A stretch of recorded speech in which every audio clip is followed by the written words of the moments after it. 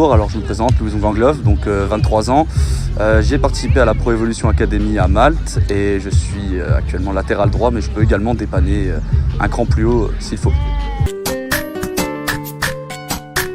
Alors en fait j'étais déjà directement à Malte et si vous voulez j'ai vu un post sur Facebook, j'ai contacté l'administrateur du poste et puis du coup j'ai passé les entretiens qui sont très bien passés, le projet me plaisait bien donc j'ai décidé de me lancer un peu dedans quoi.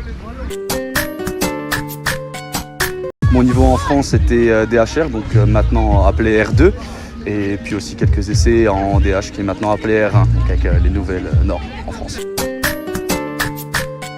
Le programme proposé au sein de l'académie reste très professionnel et surtout intense du fait qu'on doit toujours rester en forme, on a beaucoup d'entraînement et ça reste très bon à ce niveau-là. Et professionnel dans le sens où on a vraiment un staff qui nous suit, qui nous accompagne dans ce qu'on fait et on a toujours envie de donner plus et du coup en gros les deux se rejoignent parfaitement et ça donne quelque chose de très correct et de très pro quoi. On avait des très bons joueurs au programme à l'académie mais je pense que c'était moi.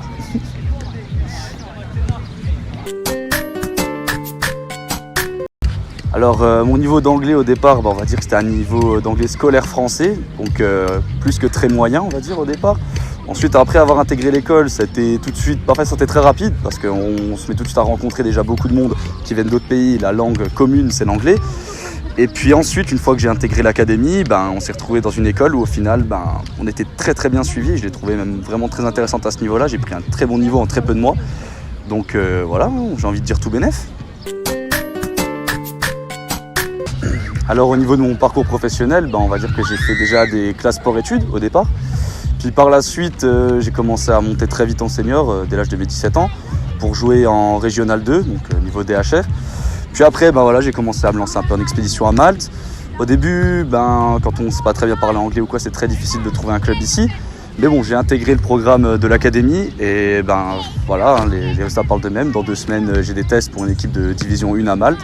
En espérant que ça se passe bien et qu'ils me gardent pour pouvoir vivre un peu le rêve pro à Malte. Alors au départ, si vous voulez, c'était pas le plus facile non plus parce que moi je suis quelqu'un qui a habité chez mes parents avant de venir à Malte. Donc une fois ici, on se sent un peu lâché dans la nature, mais voilà, après on rencontre beaucoup de monde, que ce soit à l'école, là pour le coup à l'académie, on rencontre beaucoup de monde, on se fait des amis très proches parce qu'on a des centres d'intérêt communs. Mais bon, c'est pas toujours facile. Mais après, la famille, on est à Malte, on n'est pas loin non plus de la France. La famille peut venir nous voir assez régulièrement, les amis peuvent venir passer les vacances. Enfin, ça reste assez sympa pour tout le monde au final. Et puis comme je dis, ici, on se fait très vite des amis, on a le cadre pour et tout est nickel à ce niveau-là. Alors au niveau des infrastructures à Malte, ayant joué à un niveau régional en France, j'ai quand même goûté à de bonnes infrastructures, de très bonne qualité au niveau des terrains et des vestiaires. Ici à Malte, on ressent que c'est peut-être pas au même niveau qu'en France.